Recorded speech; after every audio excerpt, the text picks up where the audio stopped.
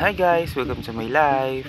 For this video ay maghahanap buhay muna tayo. So ito nga ay nagpagawa tayo ng tangkalan or dito yung natin inilagay yung mga baboy.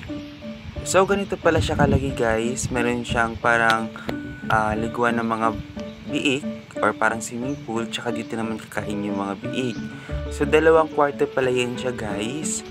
So ayan, meron din siyang para sa tubig kung saan iinom yung mga baboy, yung mga biik. So meron din tayong nipple. So para kung sakaling mahuhuli yung mga biik, so pwede silang dumidi dyan. So for your information lang din po guys, hindi po tayo expert sa pag-aalaga ng biik or ng baboy. So kung bali, ito siya for beginner lang po kasi first time po tayo mag-alaga ng mga biik.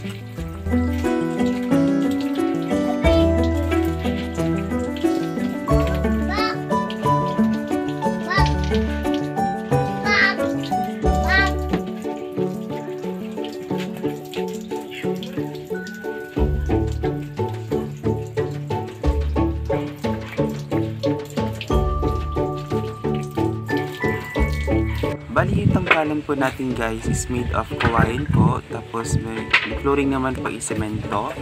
Tapos yan, may mga kahoy din po. Tapos yung roof naman po is made of lupa. Para at least presko po yung tangkalan natin. At saka di po mainit para sa mga baboy. Then dito pala natin siya pinagawa guys, malapit sa fish pond para malayo sa mga tao. At syempre di tayo nakakaperwisyo. Bago nga tayo nakapagpagawa ng tangkalan guys, ay syempre bumili tayo ng mga materyales na kailangan natin sa pagpagawa. Kasama mga pala guys, yung kapatid ko na bumili ng mga materyales.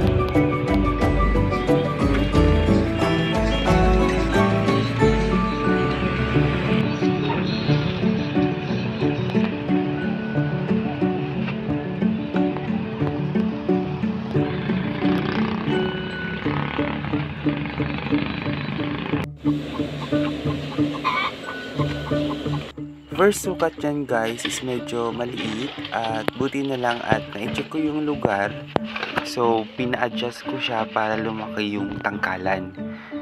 Hindi na kami gumamit ng hollow blocks guys, bali direct buhos na po yan siya.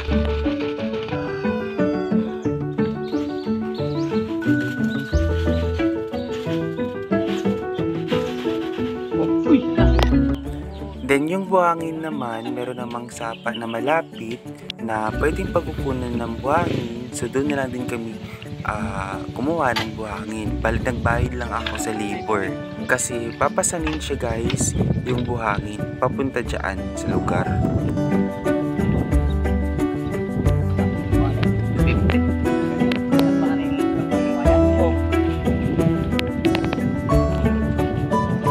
Sayang.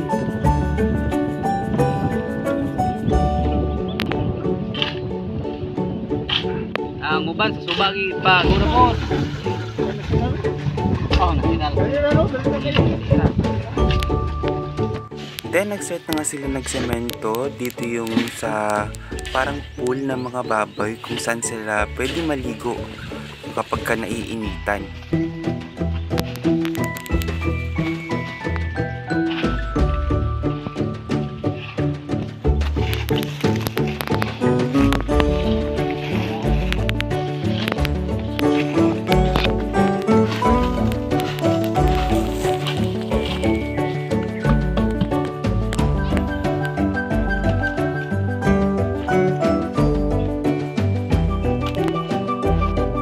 Then habang gumagawa sila ng tangkalan guys, so naisip kong magpaakyat ng buko kasi may mga buko naman dito malapit sa fish pond.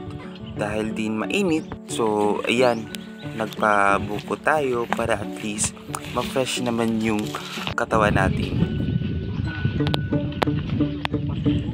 Yung papagawa natin ng tangkalan guys, inisip ko talaga yung kung saan ko talaga siya itatayo. Kasi syempre, lalo na ngayon kapag ka nagbabuyan ka, kailangan talaga malayo sa mga tao. Kasi isa yun sa mga issue talaga na pwede natin ma-encounter kapag ka magpapatay tayo ng tangkalan. Kasi yung baboy is is medyo maamoy talaga yun siya. So inisip ko na lang na dito na lang banda malapit sa fish pond, malayo naman siya sa mga tao, tapos maganda yung lugar. Medyo malayo nga lang, so isa sa mga disadvantage dito is yung pagta-transport ng mga gamit papunta dito sa saan ako nagpapagawa ng tangkalan. Then nag-lunch na din kami guys, so after namin kumuha ng buko. Huwag mo, sige. So dito muna tayo guys, para stay tuned sa part 2 ng video natin.